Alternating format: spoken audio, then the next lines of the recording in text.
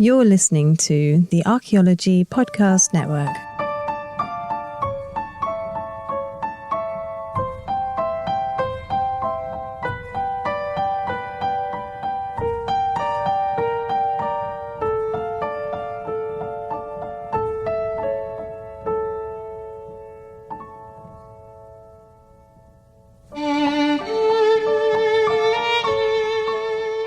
Welcome to the Past Macabre, where we journey through history to uncover how our relationship with death reflects the values, fears, and hopes that shape the way people live.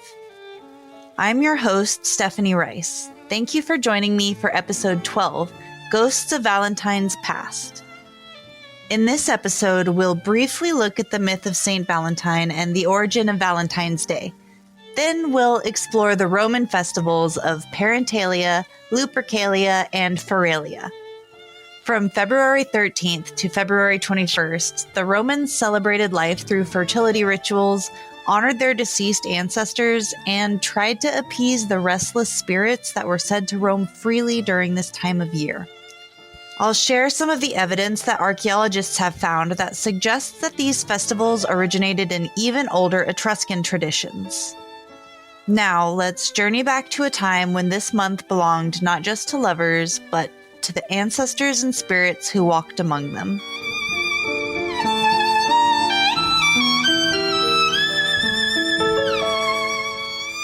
Since Valentine's Day just passed, I wanted to celebrate its ancient roots, or at least the myth of its ancient roots. According to the widely told Valentine's Day origin myth, Saint Valentinus was an early Christian priest in Rome in the 3rd century CE. It's said that he secretly performed Christian wedding ceremonies when they were banned in Rome, which is the inspiration for our modern holidays centered around romance. In some versions, he was condemned to death for that. In other versions, it was because he tried to convert the emperor directly, but in all versions, he died as a martyr on February 14th, 269 CE. A feast day was then established in his honor, and that evolved into our modern Valentine's Day celebration. But the historical Saint Valentine is a little harder to trace.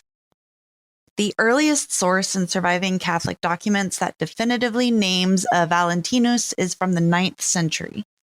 There may have actually even been multiple people named Valentine or Valentinus that all became combined into a single mythological saint. But for the sake of time, I'm going to treat them as one because this is not an episode about Saint Valentine. As far as the official Catholic documentation goes, he was the patron saint of the city of Terni and the patron saint of epilepsy, the plague, and beekeepers. He later became the patron saint of the island of Lesbos, which still houses some of his relics even today. His connection to epilepsy is really unclear, but in the 15th century, art began depicting him healing people with epilepsy after it was mentioned in that 9th century source.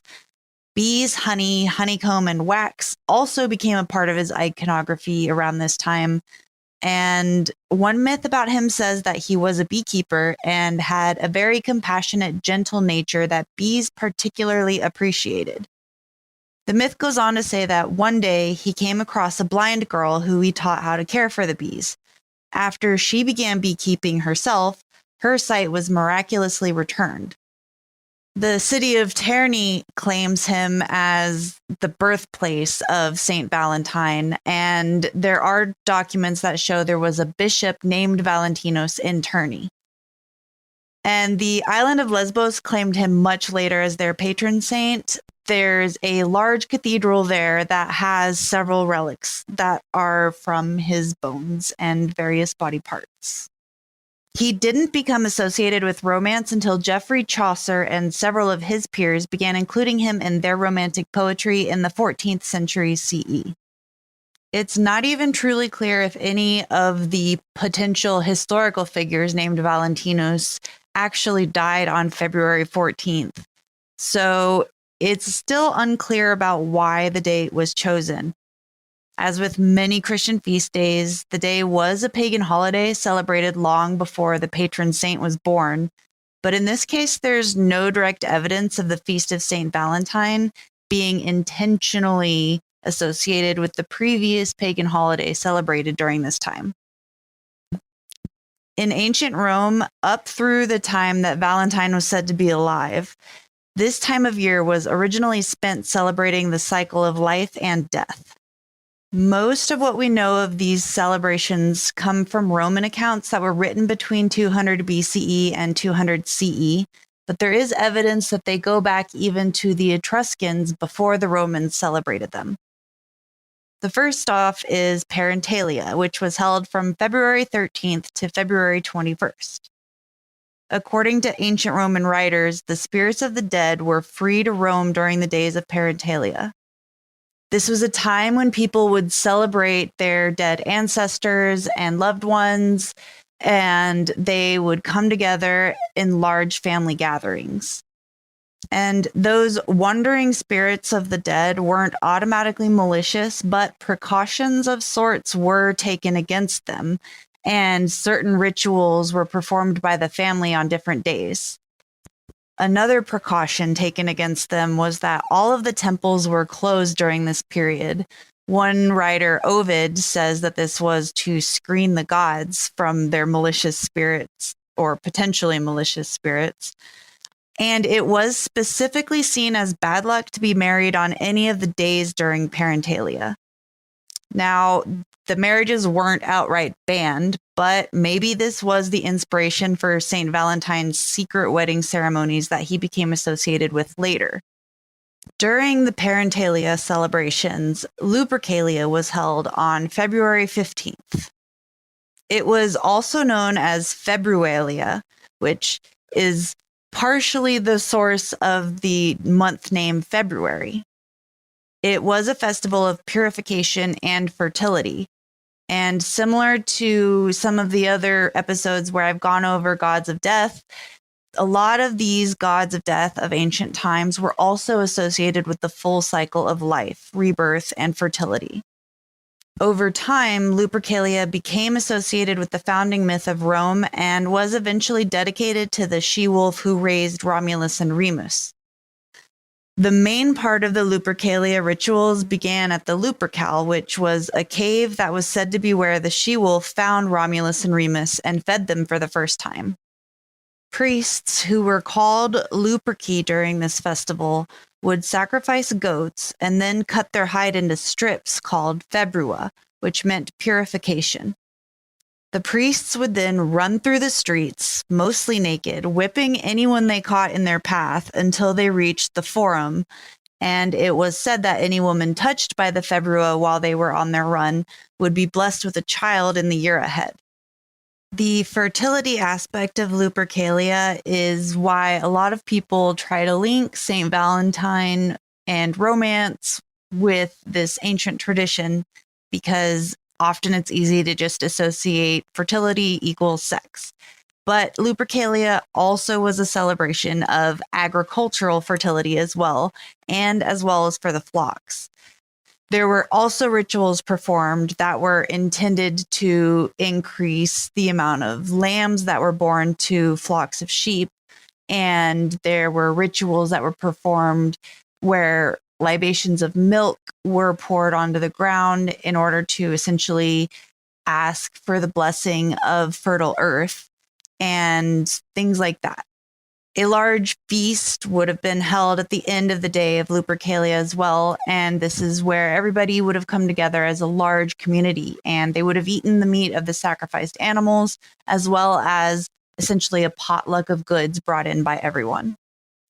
In the following days, the Parentalia celebrations would continue back to these smaller family-oriented feasts and celebrations and visits to tombs. On the day after, the 16th of February, the Parentalia celebrations would continue with more of those private family feasts and celebrations. And then on February 17th, Quirinalia was celebrated, which was said to be the day that Romulus died. The Romans celebrated him like a shared ancestor on this day. But before that, it was also known as Stultorium Feriae, or Feast of Fools.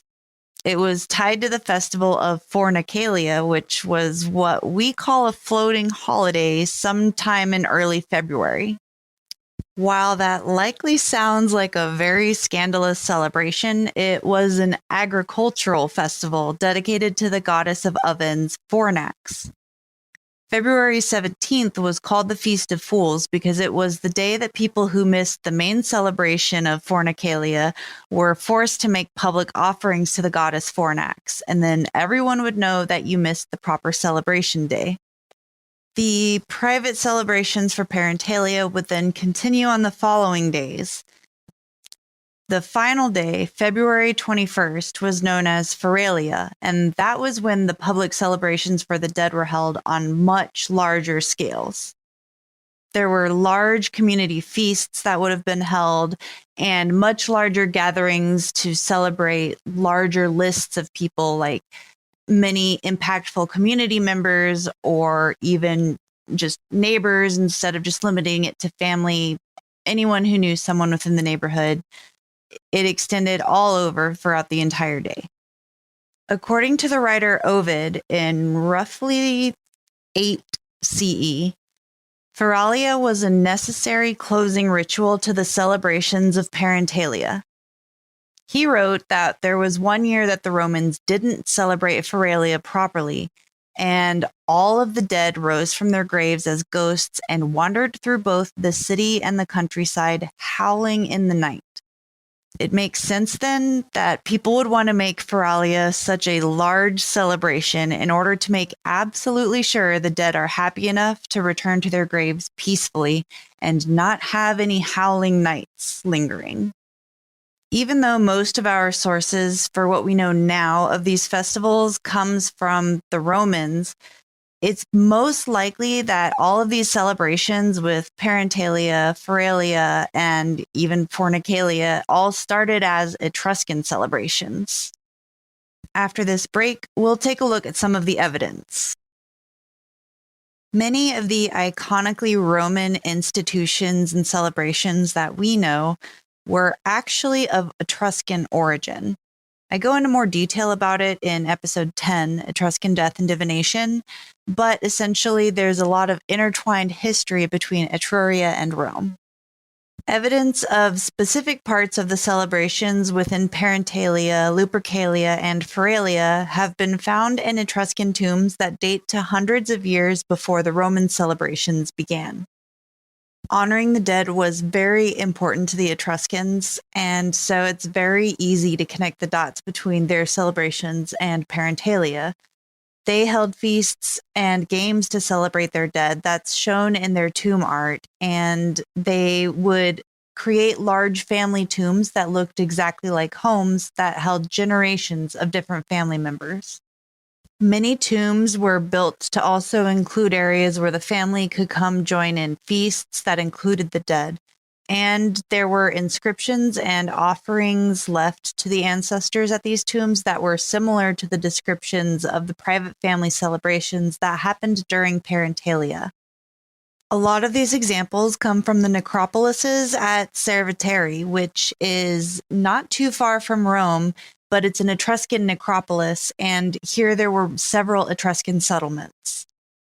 One specific tomb that's been nicknamed Tomb of the Reliefs is a 4th century BCE tomb that's one of the most famous Etruscan tombs.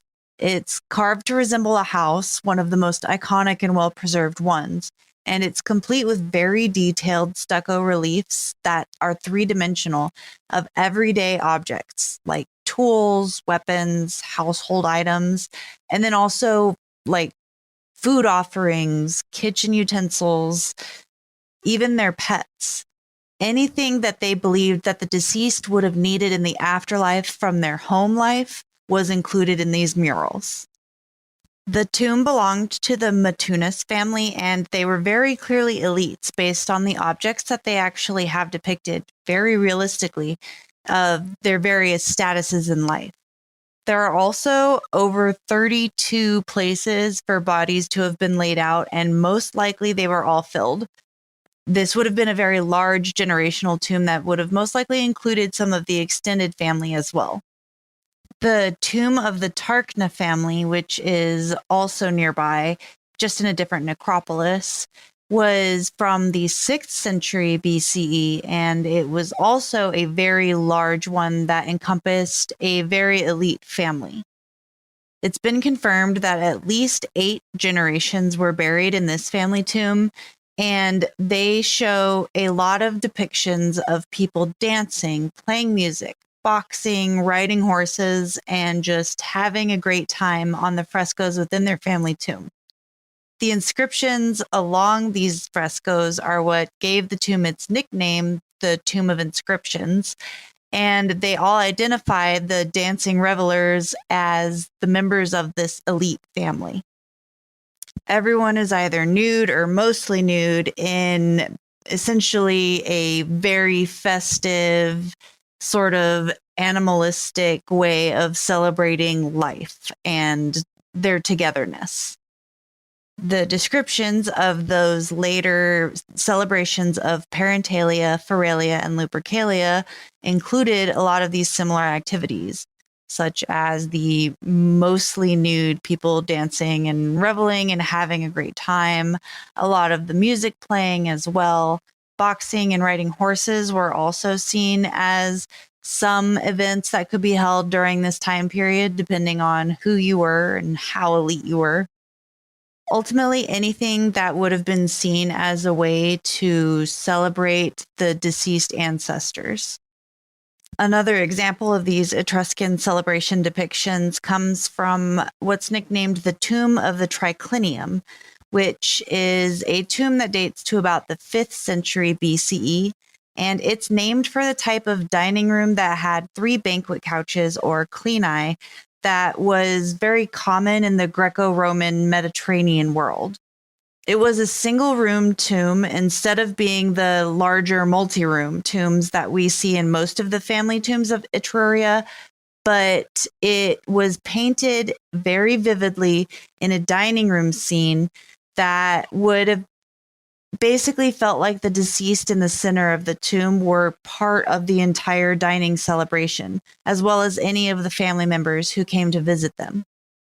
The very interesting thing about this tomb is the way that its ceiling is shaped, and the fact that it was chosen to be just a single room tomb makes a lot of researchers think that it might have been intentionally made to look like the tents that would have been erected for the celebrations for the dead.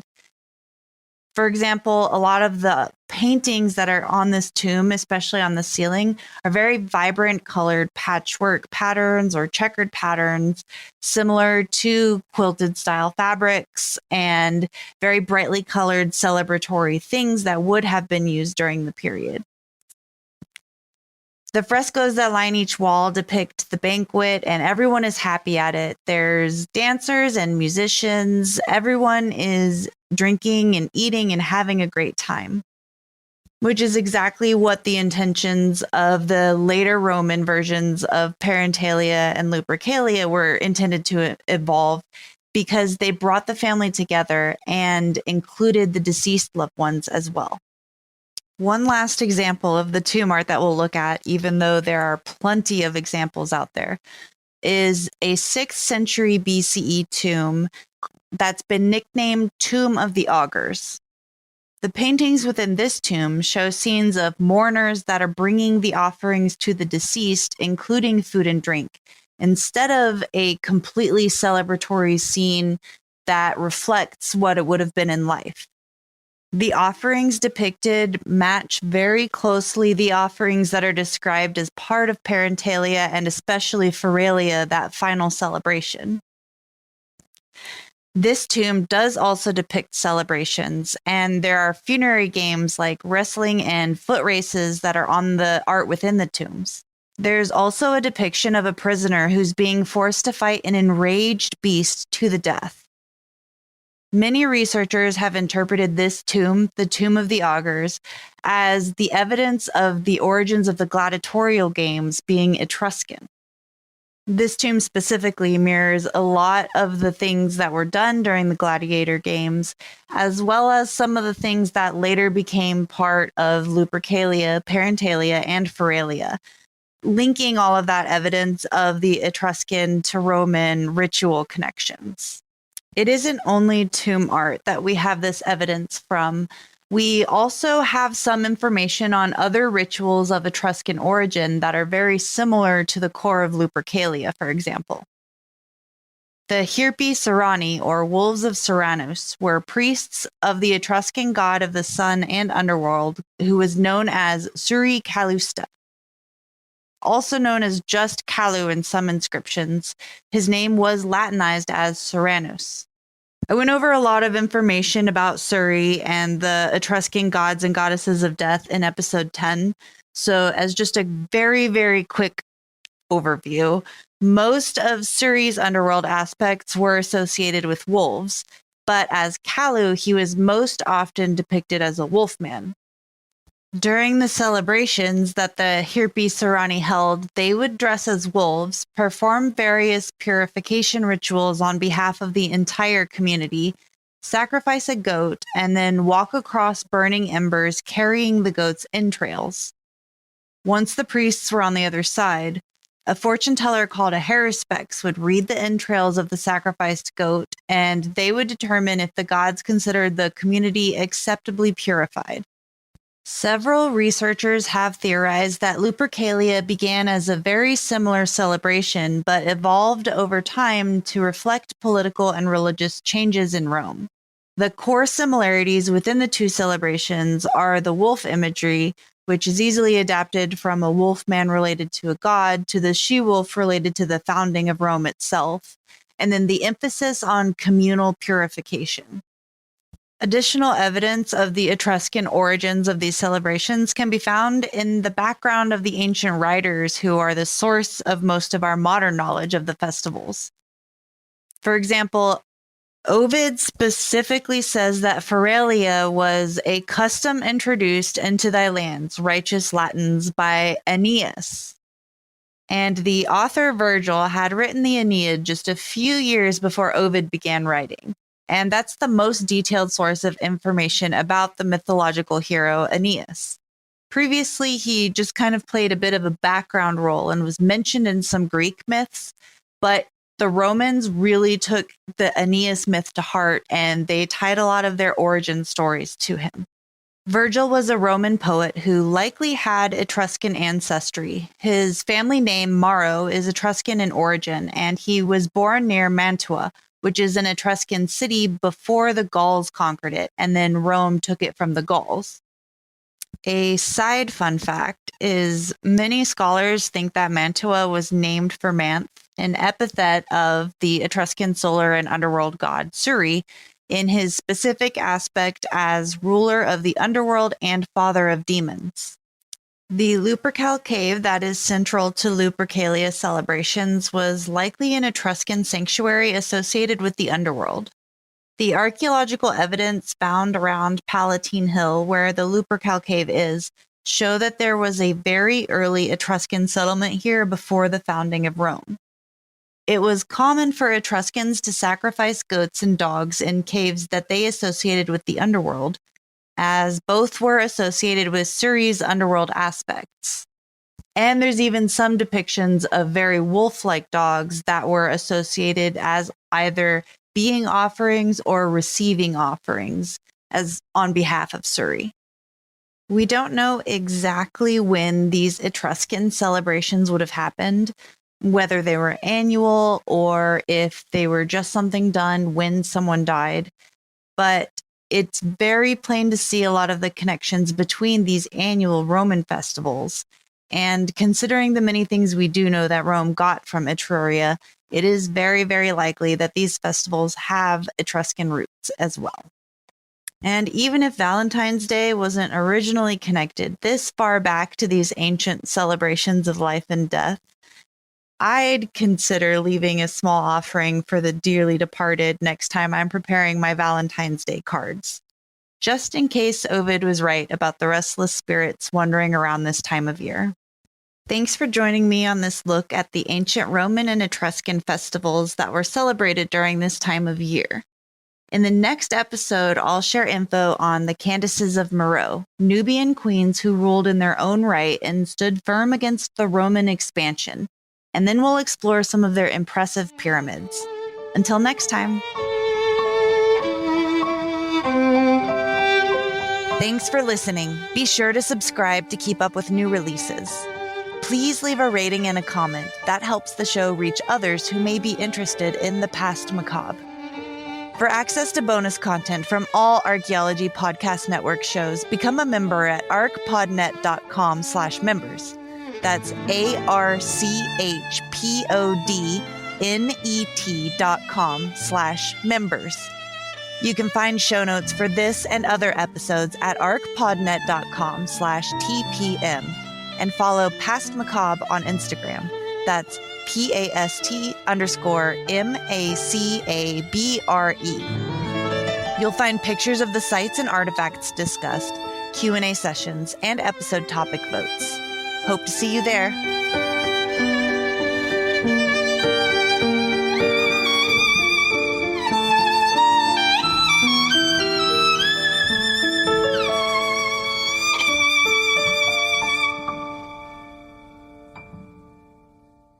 The Archaeology Podcast Network is 10 years old this year. Our executive producer is Ashley Airy, our social media coordinator is Matilda Siebrecht, and our chief editor is Rachel Roden. The Archaeology Podcast Network was co-founded by Chris Webster and Tristan Boyle in 2014 and is part of Cultura Media and DigTech LLC. This has been a presentation of the Archaeology Podcast Network. Visit us on the web for show notes and other podcasts at www.archpodnet.com. Contact us at chris@archaeologypodcastnetwork.com.